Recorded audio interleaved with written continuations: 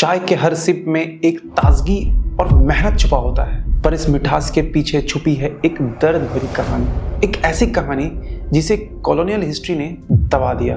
कैसे असम के जंगलों में एक वाइल्ड चाय ने दुनिया भर में अपना राज बनाया, पर उस राज के नीचे दब गया हजारों मजदूरों की कहानी। ये सिर्फ चाय की कहानी नहीं, ताकत, फायदा और इंसानियत के बीच की एक कहानी है। और इस कहानी का पहला पन्ना शुरू होता है एक अनोखे कानून से जो ब्रिटिश पार्लियामेंट में लिखा गया था, पर जिसका असर असम के जंगलों और जमीनों तक पहुंच गया। 1813 के चार्टर एक्ट ने ईस्ट इंडिया कंपनी के ट्रेड मोनोपोली सिस्टम में बड़े बदलाव किए। कंपनी का कंट्रोल कई बिजनेस सेक्टर से हटा दिया गया, लेकिन टी ट्रेड को इस रूल से स्पेसिफिकली एक्सक्लूड किया गया। यानी चाय सिर्फ एक ड्रिंक नहीं, एक स्ट्रेटेजिक कॉलोनियल कमोडिटी बन चुकी थी जिसे ब्रिटिश कंट्रोल करना चाहता था पूरे एशिया के मार्केट पे कंट्रोल के लिए। और यहीं से शुरू होती है असम के चाय की कहानी, एक कहानी जो जंगल के खुशबुओं से लेकर ब्रिटिश के ग्रीड तक पहुंची थी। असम के पहाड़ियों में सदियों से चाय नेचुरली उगती आ रही थी। 1830 के दशक में चाइना के टी ट्रेड में कम प्रॉफिट और मोनोपोली के बढ़ने के वजह से ब्रिटिश ईस्ट इंडिया कंपनी ने डिसाइड किया कि इंडिया में चाय प्रोडक्शन को प्रमोट किया जाए ताकि चाइना पर डिपेंडेंसी कम हो सके और ज्यादा प्रॉफिट मिल सके। 1823 में एक ब्रिटिश ऑफिसर रॉबर्ट ब्रूस ने असम के जंगलों में एक वाइल्ड टी बुशेस देखा जो चाइना की चाय से काफी बेहतर और अलग क्वालिटी की थी। ये एक डिस्कवरी थी जिसने कॉलोनियल इकोनॉमी का डायरेक्शन बदल दिया।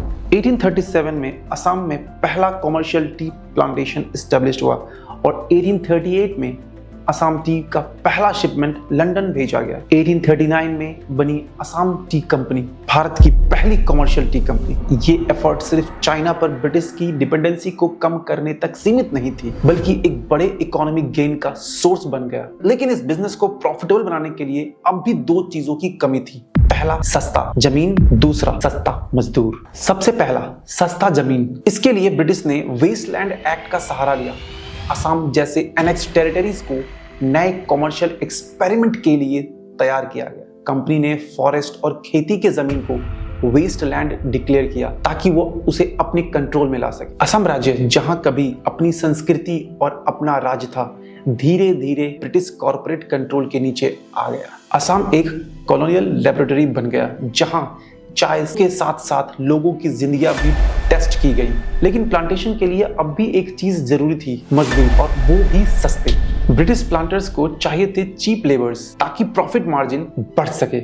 एक रिकॉर्ड के मुताबिक 1940 तक लगभग 30 लाख मजदूर बिहार, झारखंड, उड़ीसा, छत्तीसगढ़ और बंगाल से असम लाए गए। उन्हें आजादी और पैसे के वादे से लुभाकर कॉन्ट्रैक्ट पर साइन करवा लिया गया। एक बार साइन करने के बाद ये मजदूर 5 साल तक प्लांटेशन छोड़ नहीं सकते थे। प्लांटर्स को उन्हें प्राइवेट जेल में बंद करने तक का हक था। वारविक यूनिवर्सिटी के एक रिसर्चर्स के मुताबिक ये system slavery in legal discuss था। मजदूर पूरी जिंदगी प्लांटेशन के अंदर ही जीते और वहीं मर जाते। उनके पास सिर्फ सांस लेने तक की आजादी थी, बाकी सब कुछ सिस्टम के कंट्रोल में था।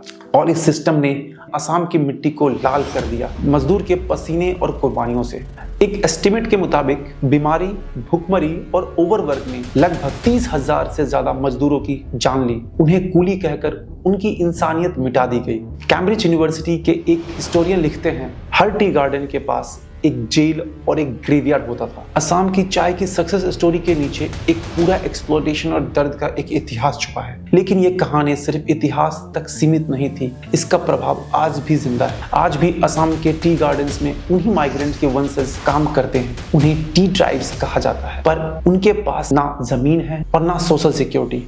असम चाय मजदूर संघ जैसे संगठन उनके अधिकारों के लिए लड़ रहे हैं, पर उन्हें अब तक एसटी का स्टेटस भी नहीं मिला है। 2023 की रिपोर्ट द माइग्रेंट स्टोरी के मुताबिक टी वर्कर्स आज भी नॉर्थ ईस्ट इंडिया के सबसे मार्जिनलाइज्ड लेबर फोर्स में से एक हैं। फिर भी दुनिया भर में असम टी को हेरिटेज और लग्जरी के रूप में बेचा जाता है, जैसे उसकी मिठास में कोई दर्द कभी था ही नहीं। ब्रिटिश एम्पायर ने चाय को एक सिविलाइजेशन का प्रतीक बताया, जबकि असल में ये एक प्रॉफिट ड्राइवन प्रोजेक्ट था। आज भी इंडस्ट्री अपना पास्ट को हेरिटेज के रूप में दिखाती है, पर सवाल ये है, हेरिटेज किसका? लंदन के पार्लर में चमक रहे हैं सिल्वर कप्स और असम के बगान में है मजदूरों के छाले भरे हाथ।